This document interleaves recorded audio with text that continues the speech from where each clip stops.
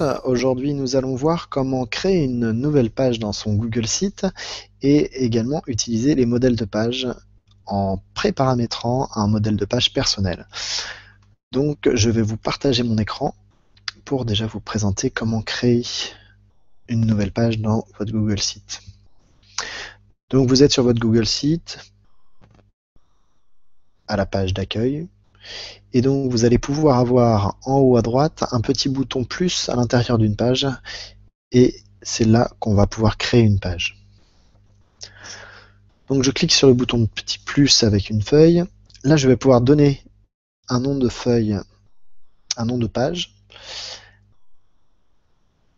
Donc je vais mettre exemple, création de page.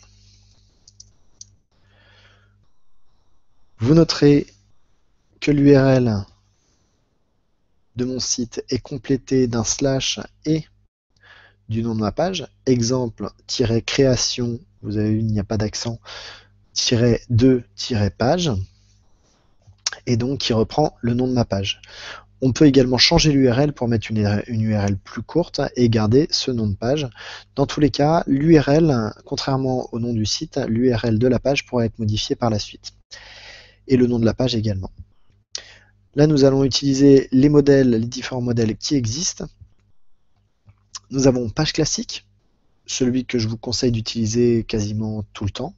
La page annonce, donc là ça vous permettra de mettre en place des annonces. Les utilisateurs pourront utiliser des flux RSS, flux qui sont très peu utilisés maintenant, donc je vous conseille de ne pas trop l'utiliser, sauf si vous voulez mettre en place un système d'échange de questions-réponses sur votre site.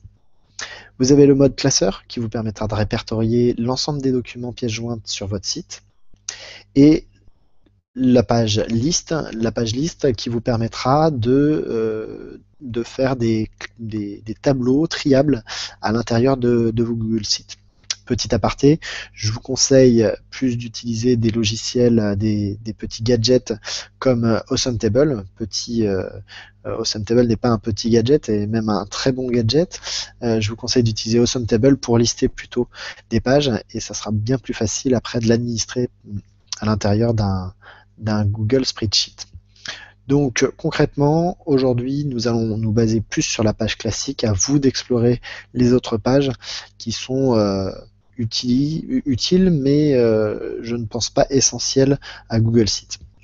Ensuite, vous allez pouvoir sélectionner l'emplacement de votre page dans l'arborescence de votre site, donc soit à la racine du site, soit directement sous la page où nous étions, ou alors on peut également choisir carrément un autre emplacement pour pouvoir mettre notre exemple de création de page, par exemple dans l'actualité. Donc là, je vais vouloir placer sous actualité, exemple création de page. Je viens de cliquer dessus, ça s'affiche ici. Je fais créer en haut à gauche. La création est en cours. Et la page apparaît. Alors vous noterez que dans l'URL ici, nous avons le nom de notre site, et comme nous l'avons placé sous actualité, vous verrez qu'il y a /actualité qui s'est placé juste avant exemple de création de page. Et donc là, nous avons notre page qui s'est insérée, et ça, c'est le modèle de Google Sites qui s'est inséré. C'est-à-dire que nous avons le titre qui est là, et la possibilité de mettre des commentaires et des ajouts de fichiers. Nous faisons enregistrer, nous n'allons pas mettre d'informations dedans pour l'instant.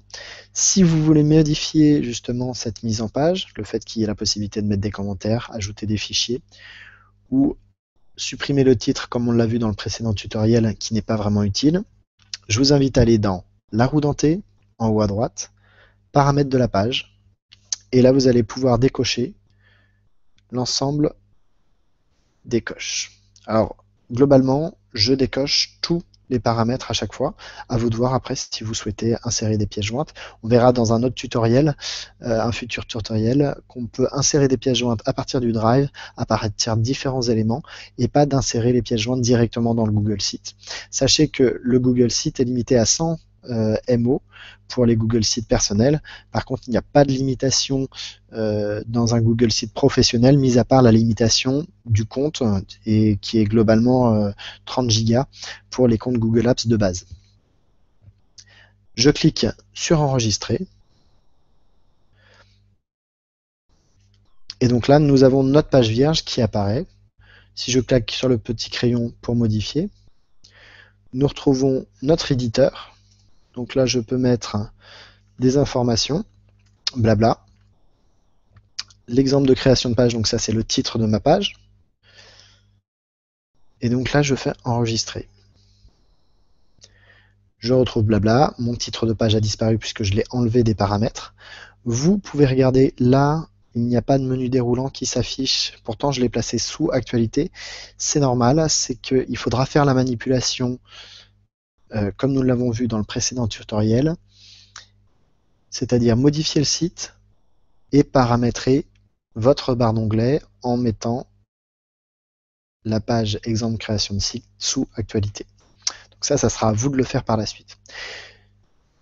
Cette mise en page est intéressante, elle vous convient, donc vous ne voulez pas en changer et que vous voudriez que la prochaine fois il n'y ait pas le titre qui s'affiche, les pièces jointes qui s'affichent ou les commentaires.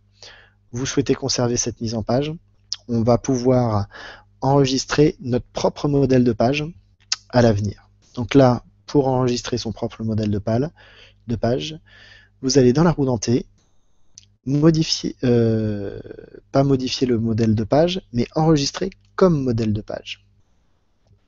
Et donc là, nous allons pouvoir mettre nom du modèle de page, et donc on va mettre que c'est notre base modèle de page. Vous pouvez mettre une description. Vous pouvez changer l'endroit où la page ira. Je vous conseille de conserver racine puisque pour l'instant on n'est que sur des pages racines. Si votre site est très gros avec beaucoup de pages, vous aurez l'occasion de créer plein de modèles de pages différents en fonction des thématiques que vous allez pouvoir mettre. Des thématiques avec des vidéos, des thématiques avec du texte, d'autres avec des photos. Et là, dans ces cas-là, lorsque vous allez créer des noms de modèles de pages, vous pourrez changer le fichier, au lieu de le mettre sur racine, peut-être dans l'arborescence vidéo si c'est de la vidéo, et ainsi de suite en fonction des thématiques que vous allez aborder. Je clique sur enregistrer.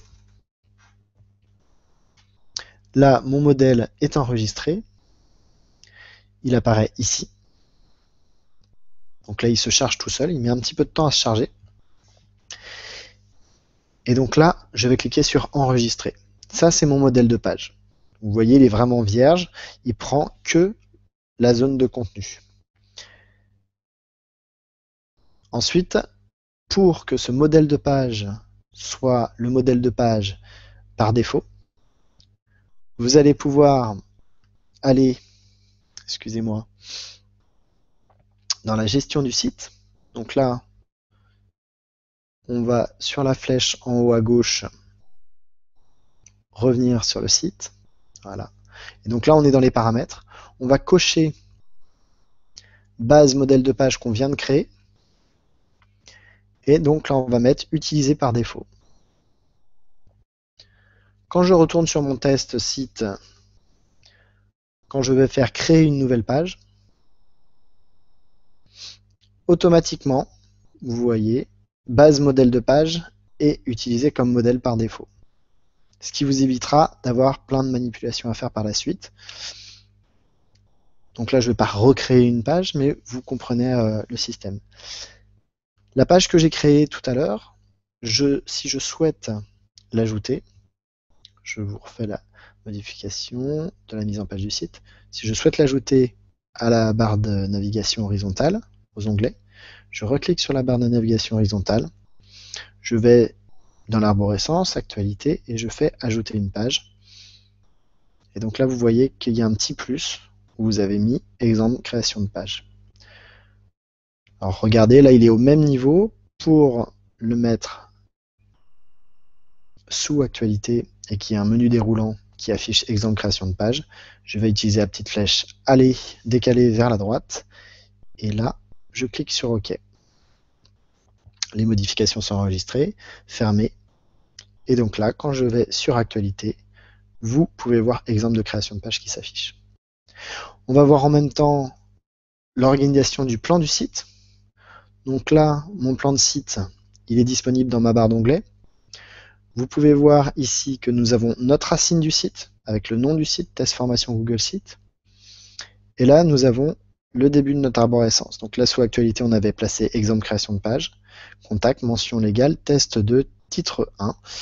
Et je souhaiterais modifier quelque chose. Là, pour modifier quelque chose, vous avez la possibilité soit de cliquer sur gérer les pages et vous allez aller à l'intérieur de la gestion de site et vous pourrez déplacer les pages. Soit, si vous ne souhaitez pas passer par plan du site, vous allez dans la roue dentée, gérer le site. Là, dans gérer le site, dans les paramètres du site, vous avez page. Et là, vous vous retrouvez dans l'arborescence de votre site. Un petit peu comme un plan du site, sauf qu'à cet endroit, vous allez pouvoir modifier l'emplacement des pages. Et donc, par exemple, test 2, je veux également le mettre sous actualité. Donc là, je vais le prendre et je vais le glisser dans actualité. Vous voyez qu'il est en cours de déplacement. Ça y est, il est déplacé. Titre 1, je veux également le mettre dans actualité, en cours de déplacement. Et voilà, il est déplacé. Une fois que j'ai fait mes déplacements que je souhaitais, vous pouvez aussi d'ailleurs déplacer titre pour le mettre sous test 2. Donc vous pouvez faire une arborescence à l'infini. Et ensuite, vous pouvez retourner sans enregistrer, puisque là c'est automatique, retourner sur votre site pour aller voir ce qui s'est passé. Donc là, si on regarde, au niveau des onglets, rien n'a changé, puisque je rappelle que les onglets sont complètement détachés du plan du site. Je clique sur plan du site, et donc là, on peut revoir notre arborescence qui se met là, test 2, test 2 avec titre 1, et donc on a une arborescence qui est de plus en plus longue. Donc là, vous pouvez déplacer vos pages. Je retourne dans ma page actualité, par exemple. Et donc là, je veux rajouter mon arborescence et faire la même arborescence qu'il y a sur mon plan du site et la mettre dans les onglets. Je vais faire modifier la mise en page du site. Je clique sur le bandeau des onglets. Et donc là, je vais pouvoir modifier l'endroit où se trouve par exemple test 2. Donc là, je vais utiliser les flèches. Voilà. Et donc là, j'ai utilisé la flèche du haut pour pouvoir placer titre 1 en haut. Je clique sur OK. Enregistrement en cours. Je ferme. Et donc là, nous avons alors juste besoin, voilà, exactement. Donc là, nous avons titre 1 et test 2 qui se retrouvent en dessous. Maintenant, si un jour je souhaite supprimer une page, je vais aller sur titre 1, la page que je souhaite supprimer. Je vais utiliser la roue dentée pour supprimer la page. Et donc là, je vais aller dans paramètres de la page. Ah non, excusez-moi. Titre 1. Le titre 1, je ne peux pas le supprimer puisque c'est ma home page. C'est ma home page, donc je vous montrerai comment modifier la home page tout à l'heure. Donc là, je veux supprimer ma page test 2. Et donc là, je clique sur supprimer la page.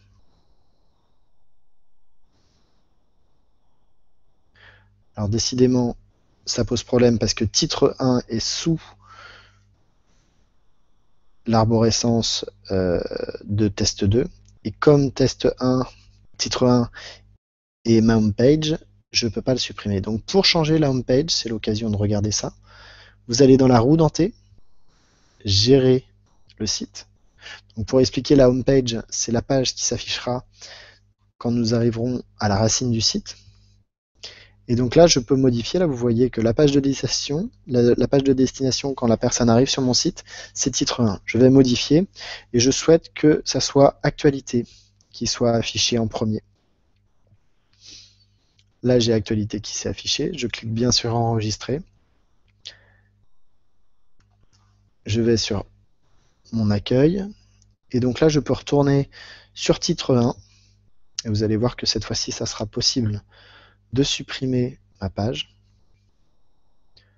Voilà. Là, je peux supprimer ma page. Et si j'avais eu des pages en dessous, titre 1, ça aurait également supprimé les pages en dessous. Par contre, là, vous constatez que dans vos onglets, vous avez encore titre 1 qui est affiché. Pourtant, elle n'existe plus. La page a été supprimée.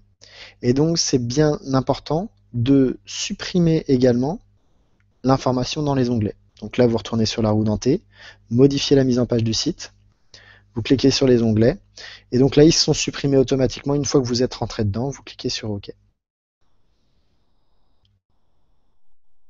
Mais il faut bien aller au moins une fois dans modifier la page du site et aller sur la modification des onglets pour pouvoir supprimer les pages qui ont été supprimées. Je reclique sur Actualité, et voilà. Donc, vous savez maintenant créer une nouvelle page, créer un modèle de page. Et donc tout cela vous sera utile pour pouvoir développer l'arborescence de votre site. Très important, développer une arborescence cohérente avec différents chapitres et différentes thématiques qui vous permettront de bien ranger votre site internet. L'utilisateur sera très attentif aussi à votre plan de site si vous le mettez à disposition. Ça lui permettra de se retrouver plus facilement à l'intérieur de votre site si celle-ci est cohérente. Je vous souhaite une bonne journée et à bientôt.